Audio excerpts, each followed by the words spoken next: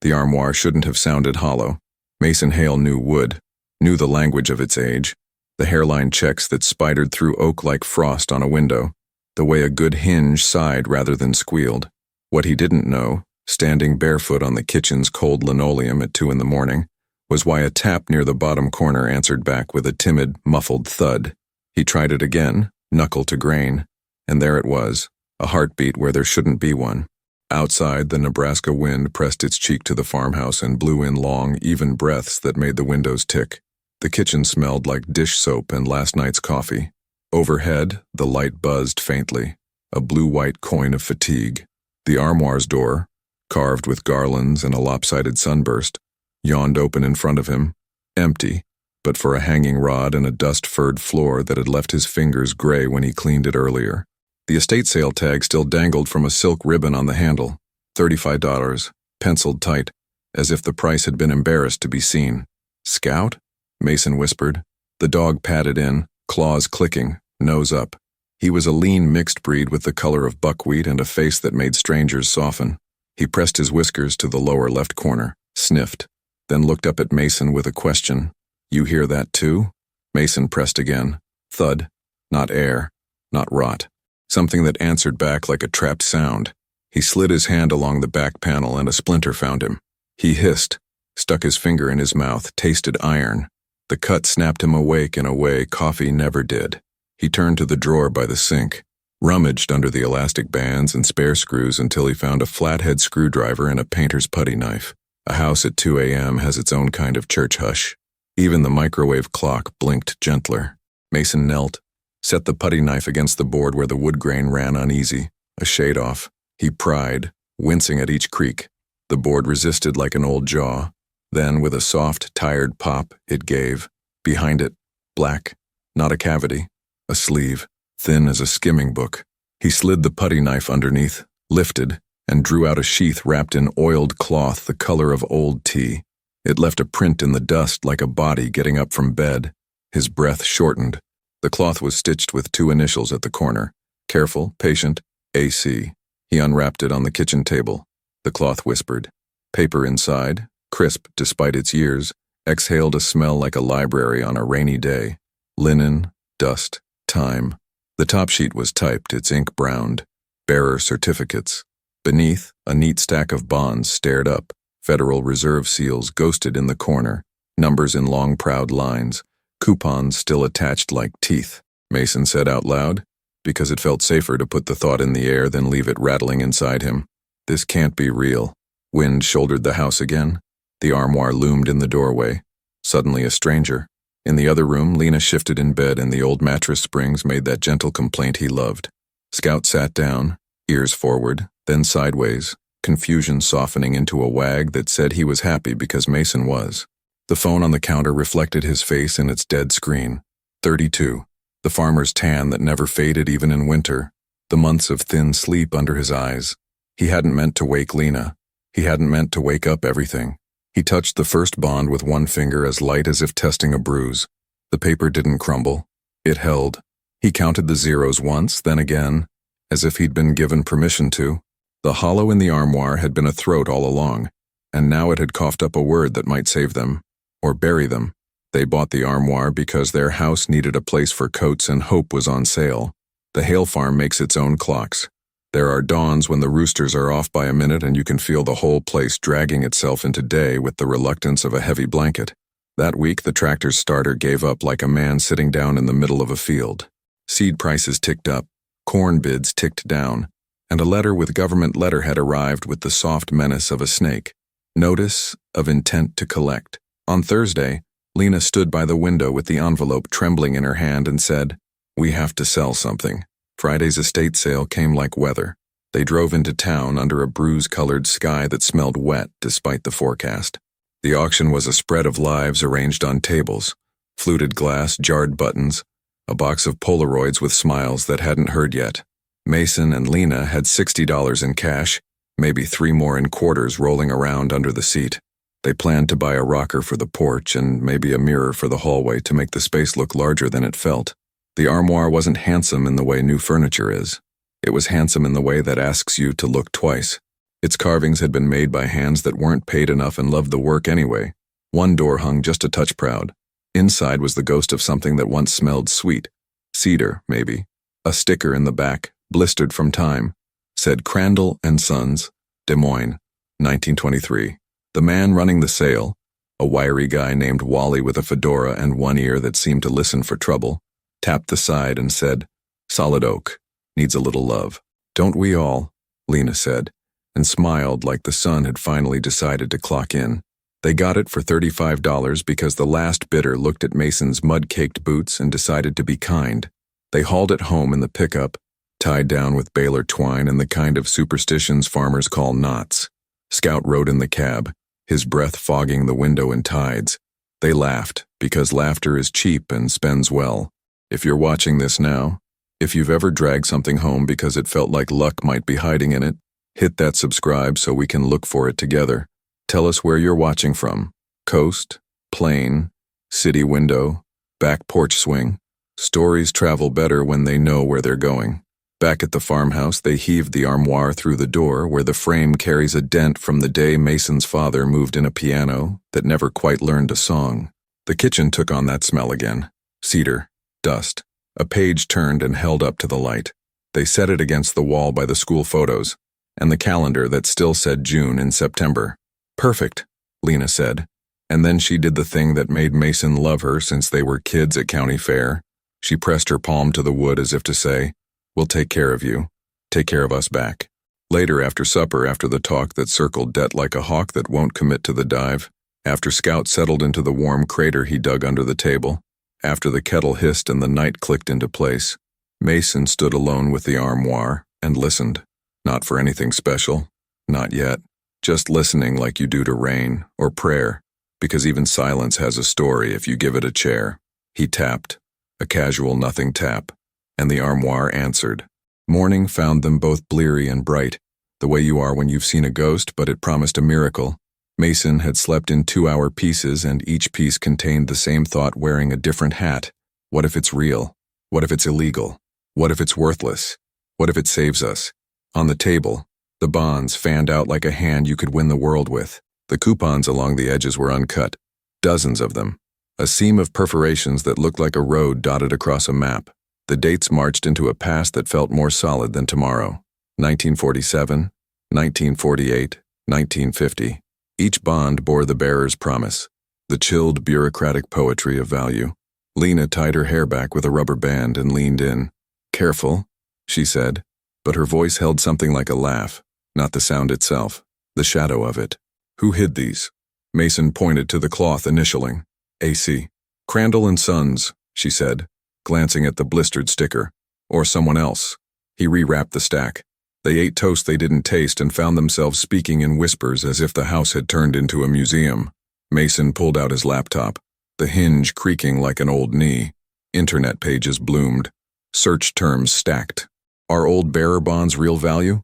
How to verify? Found bonds in furniture, do I owe tax? The answers were a thicket. Some said myths. Some said fortunes. Some said federal agents in windbreakers that read Treasury. They needed someone with a face to tell them yes or no.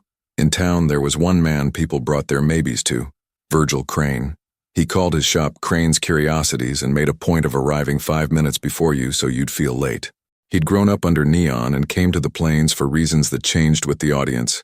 He could tell you the provenance of a pocket watch back to the day its maker skipped lunch. He could tell you your grandmother's quilt was a museum piece or good for the dog's bed in the same sentence. Lena looked at Mason. "We take him one. Not all." He wrapped a single bond in a brown bag as if packing a sandwich. Scout paced, reading the nervousness off Mason's legs. On Main, the wind carried the smell of coffee and cut grass. Inside the shop, time had been corralled into glass cases. Virgil lifted his head without lifting his eyes. That circus trick. He wore a pinstripe vest and a smile that never touched his cheeks. "Mason Hale," he said. "You bring me something to make a slow morning quick?" "Maybe," Mason said, and placed the bag on the counter like laying down a lit match. Virgil unfolded the paper with the reverence of a man undressing a secret. He didn't gasp. His pupils didn't widen. He was good, and being good meant being quiet. He lifted the bond, angled it toward the light, studied watermarks, traced the seal with a fingernail like blind reading. He made no sound for a long 30 seconds. Then, softly, "Well now, real." Lena's voice was steady, but the vein in her neck ticked. "Let's not sprint," Virgil said. "But this is intriguing." He cocked his head. "Where'd you get it?" "A piece of furniture," Mason said. He heard how small his voice sounded, like a boy in church. Virgil's eyes flicked up. "And do you own the furniture?" "It's in our kitchen." Virgil set the bond down, slid his hand under the counter and pulled out a loop. He leaned in. "Coupons untouched. Serial series consistent. I'd need to verify with a bank that knows its grandfathers." He tapped the signature line with a fingernail. "You understand. Bearer instruments are, by nature, peculiar creatures. They belong to whomever holds them until someone says otherwise." "Which someone?" Mason asked. Virgil's smile thinned. "The kind with letterhead." A clock somewhere in the back room thudded once. The shop seemed to tilt toward the bond, as if gravity were cheaper on that side of the counter. "I can make a call," Virgil said. "A friend at a regional bank. No promises, but I advise discretion." He lifted the brown bag but didn't drop the bond. "You should leave this with me." "No," Mason said, surprising himself with how fast the word jumped. "We'll bring it if your guy says yes." Virgil held his hands up. "As you wish. A word of free advice, Mr. Hale." He glanced at Lena. "Wealth, especially sudden wealth, is a crowded room. You think it's just you and the prize. Then the door opens and half the county remembers they're related." Lena nodded. "We appreciate it." He scribbled a number on a card, slid it across. "I'll call by this afternoon. Don't do anything rash." They left with the brown bag under Mason's arm, the bell over the door ringing their exit like a small alarm. Outside, the sky had cleared to a washed denim blue. The flag over the post office snapped. Mason felt the town look at him the way cattle look when you step into a pasture. Heads up, ears forward, deciding if you belong. Back home, they waited and did not wait. They did chores badly. The tractor chose that day to cooperate out of spite. Mason paced. Lena folded and refolded the same dish towel until it had the texture of paper. Scout followed them both, dizzy with loyalty. At 3:17 the phone rang. Virgil's voice had the leisure of a man slicing pie. "My friend at Platte County Trust confirms the serials and issue era are consistent with authentic instruments. Validation would require in-person examination and a chain of custody affidavit." He used words like adjudication and treasury check, which is banker for absolutely maybe. Mason swallowed. "So they're real. Real enough to attract attention," Virgil said. "I can set a private appointment for tomorrow. Bring 2 bonds. Not the whole sheaf. Bring the cloth, the wrapping, any context. And Mr. Hale, come through my back entrance, fewer bells." The line clicked. Outside a crow spoke in one hard syllable.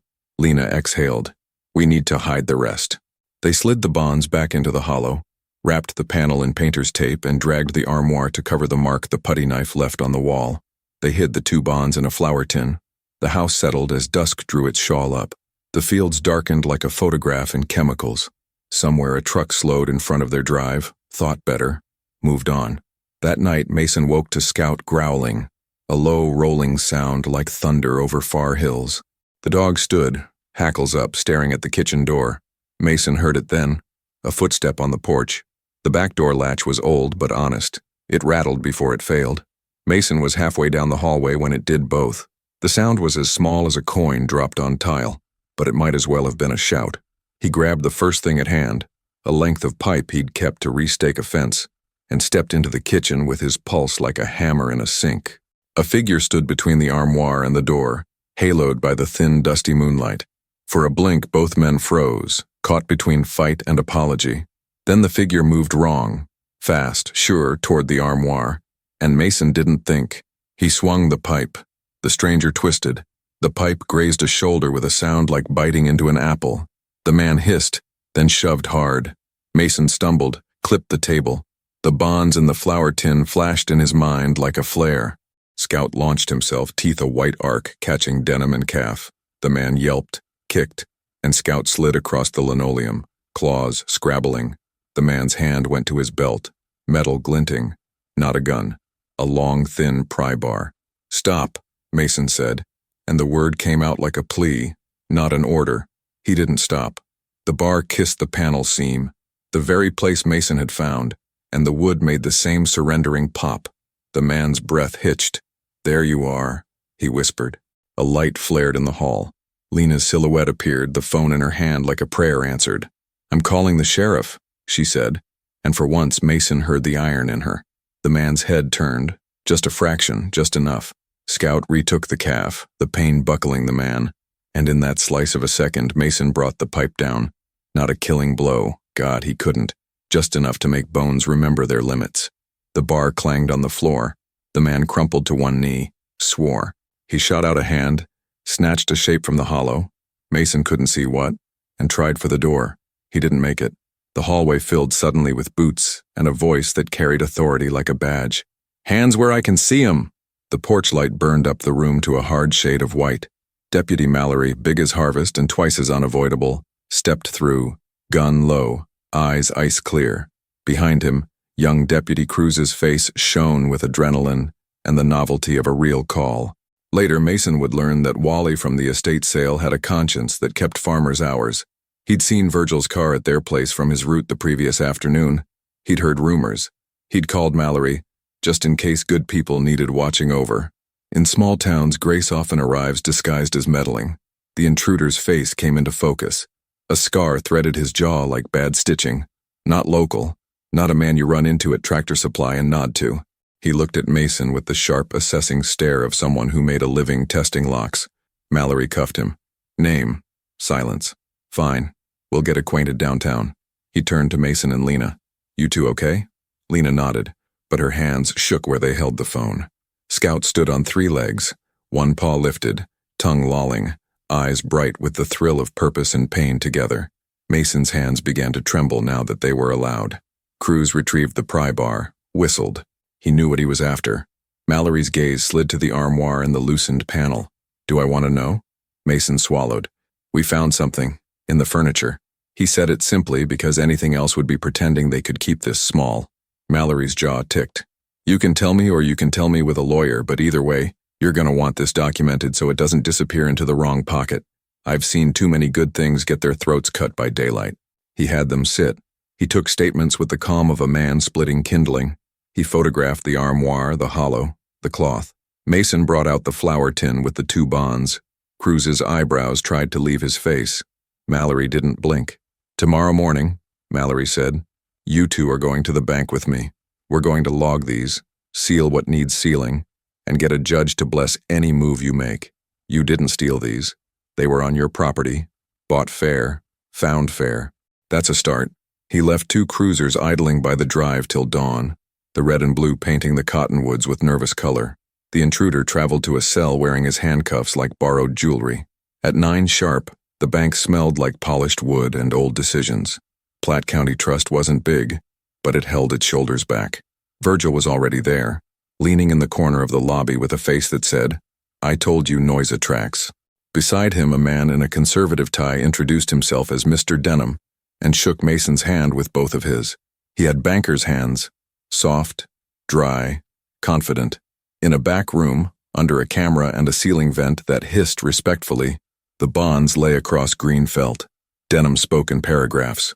Words like authentication, tranche, esquipement, statute, due diligence became a kind of lullaby and threat.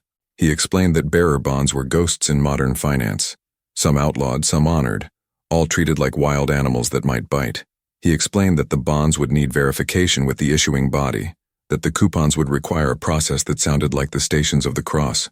"And ownership?" Lena asked. Denham folded his fingers. "Possession is a factor. The furniture was purchased in good faith at a public sale, correct? We'll need the bill of sale, statements from the estate executor. If there was a specific bequest of the contents, that complicates." He paused. "If not, the law often favors the finder in cases of embedded property." He glanced at Virgil, then at Mallory. "With proper filings." Virgil's eyes glinted. "I can assist with provenance." Mallory grunted, which expressed as much approval as he ever gave in public. "Let's keep assistance above the table." They left the bank with the bonds sealed in a tamper-evident envelope signed by Denham and Mallory both. A judge's order would be filed by afternoon, formalizing the chain. The paper weight in Mason's pocket wasn't heavy, but he felt like he'd been carrying a tractor tire. On the sidewalk, Virgil sidled up. "You did right calling me," he said. as if affirmation were an invoice. Listen, I've been approached by a private buyer. Discreet. Pays well for discretion. If validation clears, he'd offer a premium to avoid the publicity of a public redemption. Mason looked to Lena. She watched Virgil the way you watch a creek in flood. Beautiful. Dangerous. We'll wait for the bank, she said. No side doors. Virgil tipped his hat he wasn't wearing. Of course. His smile said you'll come around when the crowd arrives. The crowd arrived that night. Not people, not yet. Information. The sheriff's blotter wasn't a secret for long. Word traveled the way it does in places where the sky is large and boredom looks for hooks. A truck slowed at their drive and paused longer. Someone left a note inside their screen door. If you're selling the big cabinet, call me. A cousin Mason hadn't heard from since graduation sent a breezy text. Heard a story. Proud of you. The mailbox yawned empty, but felt watched. At 11 p.m., a new car idled on the road. German, dark windows. It didn't pull in. It didn't leave. It waited like a wolf that knew fences were for men, not it. Scout paced the porch, chest tight with warning. At midnight, Mason opened the door. The night smelled like cut alfalfa and something metallic. We're not hiding, he said to no one, or to whatever listened. We're not. But when he closed the door, he slid the deadbolt twice. The appointment for final authentication was set for Wednesday morning. Between Monday and Wednesday, time turned into rope and wrapped around their throats. Denham called with updates in the precise tone of a surgeon. Mallory swung by in unmarked cars. Virgil sent a single text, offer increased, and nothing more, which said everything. The man with the scarred jaw lawyered up and told a story about mistaken addresses and late-night strolls that convinced exactly no one. Still, his bail paid. He vanished, as certain men do, leaving only the impression of footsteps on mud that hardens and holds a print for years. Tuesday night sucked the air out of the house. The wind paused, listening. Somewhere, a coyote stitched the horizon with one lonely yip. Mason lay awake watching shadows of tree branches write dark cursive across the ceiling. Beside him, Lena's breath lay shallow. In the kitchen, the armoire waited like a stage prop. Scout was a molten shape by the door, ears moving small, practiced arcs. At 1:30, the hum of an engine slunk down their drive and stopped. Headlights off. Tires compressing gravel with the crisp sound of a promise. Mason was up before consciousness caught up. He grabbed a pipe. Lena whispered, "Mallory." "No," he said, and Scout's growl made language unnecessary. A second engine. Another. 2 vehicles exhaling heat into the night. The porch boards groaned under unfamiliar weight. A gloved hand tested the knob, found the lock, paused. A voice, low, confident, came through the wood like smoke. "Mr. Hale, we're here as a courtesy." Mason took 3 steps toward the door. "Who are you?" "Friends of a buyer," the voice said, as if that settled the matter. "We can end this without town stories, without courtrooms, without the federal government learning your name. You keep the house. You pay your bills. You forget the rest." A pause, a smile you could hear. Open the door. Lena stood at the hall's edge, the phone already dialing. Mason shook his head. He raised his voice, pitched it to find a deputy's cruiser if one lurked, to find a neighbor with insomnia. "You're trespassing. Leave now. Sheriff's on his way. We'll be gone before he remembers his keys," the man said. There was the quick click of a tool meeting a lock. The deadbolt protested like a bone. The chain snapped. The door swung. 3 men stepped in wearing plain clothes that still read professional. Cuts too clean. Shoes too quiet. The first one had a mouth like a paper cut. The second carried a narrow hard case black as a threat. The third closed the door behind them and smiled without teeth. "Mr. Hale," the first said, "we won't touch you. We won't scuff your floor. Show us the cabinet." Scout moved without command. He smashed into the first man's thigh so hard the man's foot left the ground, surprise breaking his balance. The second pivoted, the case swinging, a club by another name. It caught Scout's ribs. The dog yelped and skittered but did not quit. He came again, lower, meaner. Love is a weapon when it must be. Mason swung the pipe. It met the case with a gong that rang in his teeth. The third man rushed him, arms out, trying to wrap and end it quick. They collided, into the chair, into the table.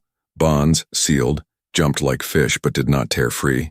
Lena shouted something that sounded like stop, but was fight. The first man reached the armoire and stabbed the panel seam with a tool like a surgeon's lever. The old pop sounded again, obscene now. He reached in with a gloved hand, fingers greedy. Mason saw the oiled cloth glimmer. He tore free of the third man's grip and hurled the pipe, not at the thief, at the ceiling fixture. The glass exploded, showering the room in brittle stars. Darkness slammed down. Thick. Total. The men cursed. Scout became a streak of heat and noise, invisible and everywhere. Mason grabbed Lena's wrist and pulled, hard, muscle and marriage moving as one. They ran blind, left by memory, to the mudroom, to the cellar door. "Down," he said. "Scout." The dog arrived like a bullet, and Mason nearly cried from relief at the warm shoulder that banged his shin. They pounded down the steps as Boots found them in the kitchen above as a voice said, "Flashlights," and another said, "Watch your hands." Mason slammed the cellar door and shoved the old hand-forged bolt across. He put his shoulder under the beam of the press and pried, muscles burning and the beam levered up free. He dropped it across the door like a medieval answer. The cellar welcomed them with damp breath, earth, potatoes, cold canning jars. The dark had layers. Mason found the breaker by faith and palm scans. He flipped it off. The house went fully dead. He heard their invaders complain, the strange men's advantage clipped. Out the storm door, he whispered, and felt for the handle by the cinder block. The metal was cold as blade. He eased it open to a slice of night. Outside, the soft white of their breath, the original dark. They slid into the yard, low, the grass wet to the knees. The world had that echo a farm gets when the big noises stop, the hush you can hide inside. Mason led them along the house's shadow to the truck. He lifted the latch. It squeaked. He tasted fear like pennies. A beam of light licked the yard from the kitchen window. "Back!" a voice hissed. Mason froze, then saw what the light had found. The empty hollow, the oiled cloth gone. Rage climbed his spine like a ladder. He and Lena tumbled into the truck. The keys were a cold rattle in his hand. The engine caught on the second try, a roar that shattered the careful silence. Headlights speared the yard. The men in the house flinched, then turned as a unit, shadows cutting shadows. One reached for his waistband. Mason threw the truck into gear, gravel spraying. He shot toward the road. The German car blocked it, quiet, smug. Mason didn't slow. "Don't," Lena said, which meant do. He aimed for the narrow shoulder between ditch and bumper and shoved the truck through with a scream of metal that sounded like a confession. The rear quarter panel ripped. The side mirror went. The German car's alarm began keening like a violin. They burst onto the road and ran the red at the corner no one obeys at 2 a.m. Scout stood braced in the cab, legs splayed, eyes wide, the world a carnival of motion. They didn't go to the sheriff's station. Mallory had taught them the right roads, the unofficial ones. They went to the feed mill instead, where the security camera loved light and recorded names. They parked right underneath. Mason called Mallory. Lena called Denham. Words were short, precise. Home invasion. 3 men. Took the cloth. Might have more. Mallory said, "Stay put. I'm waking up the whole county." In the truck's hum, Lena's hand found Mason's and clenched, then didn't let go. Neither spoke. The night looked back at them without blinking. Sirens wrote long blue lines on the eastern sky. A convoy of law arrived like cavalry when books tell stories true.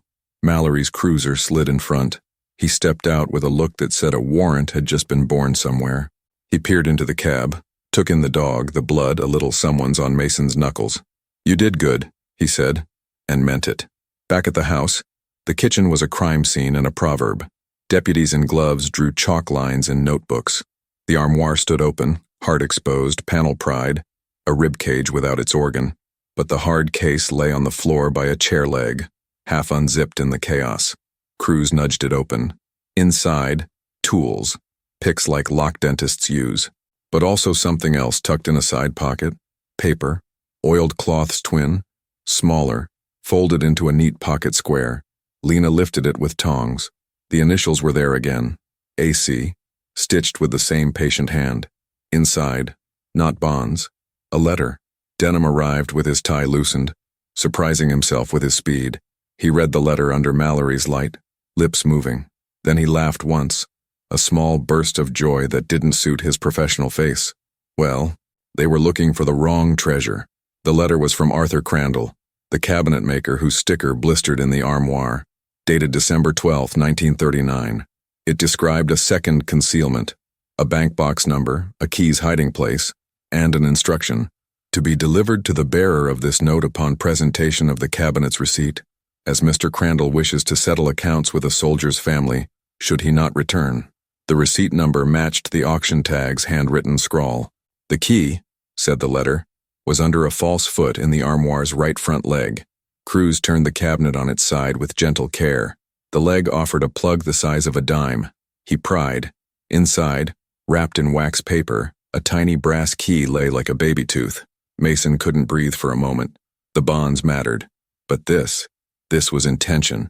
This was a hand extended across nearly a century, through war and weather, to here.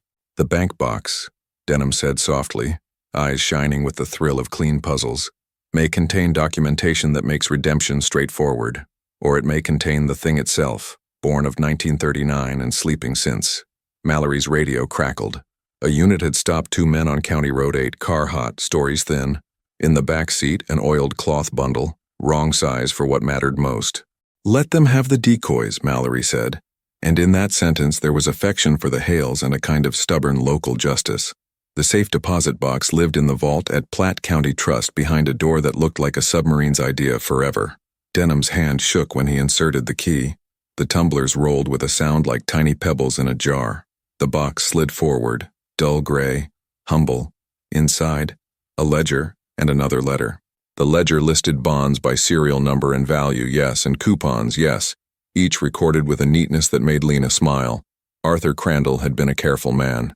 But beneath the ledger lay a flat leather folder. Within that, deeds. Not just numbers that could be redeemed into cash. Land, 40 acres, timberland along the Platte, bought by Arthur in 1936 for a price that now looked like a misprint. The deed was bequeathed to the family of Private Thomas Avery, in the event of his death in service, or if no descendant can be located by the year of our Lord 1955, to the purchaser of the wardrobe built for Mrs. Eliza Avery, payment of which was never tendered due to circumstances beyond all our control. The circumstances had been a telegram. Time had done the rest. The estate's executor had never known. The receipt misfiled. A cabinet sold 2 houses later. The trail, a gentle disappearing. Denham, exactitude wrapped in wonder, laid out the path. Probate court would confirm the bequest. The bonds, authentic and staggering, would take time to redeem, but with the ledger and bank records on their side, the question of ownership was no longer a fist fight, but paperwork. Taxes would bite, yes. The IRS would arrive with its proper appetite. But what would remain, even after the bureaucracy took its portion, would exceed debt. It would exceed dreams they were afraid to speak. Virgil stood in the doorway of the conference room, hat actually in hand this time. "I can broker the land if you wish," he said, but his voice had lost its varnish. Mason nodded. "We might keep it," he said. "Trees make better neighbors than most."